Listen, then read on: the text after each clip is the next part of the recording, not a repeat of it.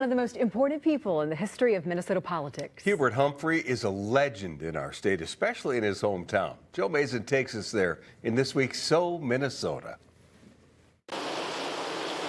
It's a house. Let us take those giant steps forward with a history. To end the shame of poverty. A history Kathy Jurdy holds close to her heart. The historical significance of this property is unbelievable. To build a great society. Kathy works here at New Beginnings in Waverly. I'm humbled. I'm grateful to be on this property every day. The American people do have a clear choice. The treatment center is in the former home of a Minnesota political legend. Let us resolve to pledge our every effort. Hubert H. Humphrey. He was adored in this town. Born in South Dakota, Humphrey was a Minnesota senator and vice president under Lyndon Johnson. I, Hubert Horatio Humphrey, do solemnly swear. Humphrey and his wife Muriel moved their family to Waverly in the 1950s. He named the home Triple H.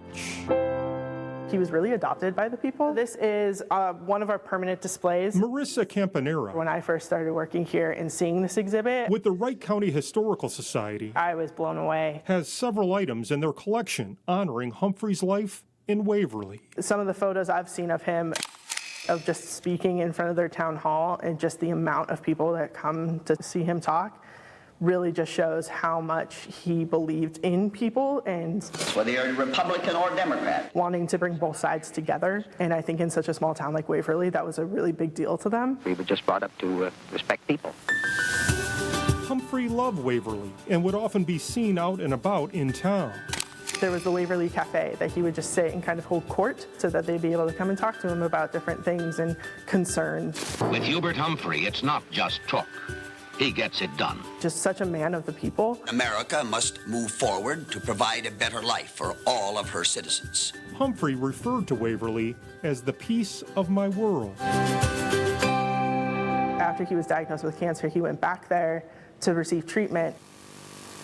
I'm a long ways from being on what you call well. And was even asked if he was going back to his real home in D.C., but he chose to go to Waverly instead. In January 1978, Hubert Humphrey died in his Waverly home.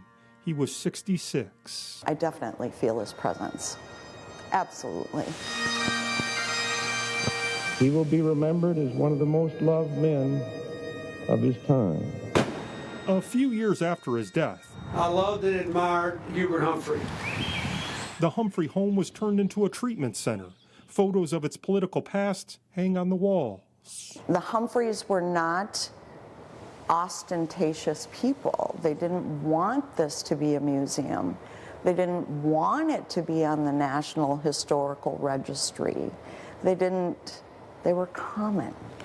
You have to wonder what Hubert Humphrey would think about how his home is being used today. We must have specialized facilities and special teachers. If he knew that this was being used as a place to help people, he'd be ecstatic. He'd love it.